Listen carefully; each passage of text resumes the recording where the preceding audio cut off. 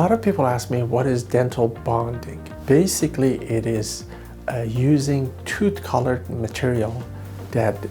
gets glued to your teeth to fix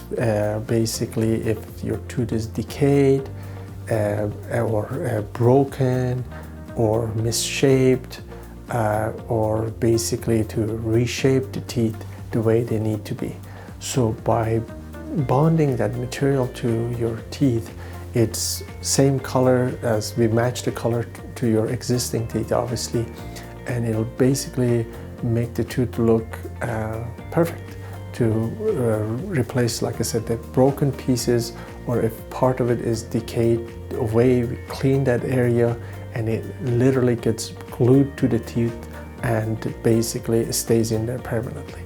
Dental bonding is an agent that is used basically in dentistry every day, and it's good and it works very well, very easily placed on teeth, and it has many applications. So the best way to find out if it's the right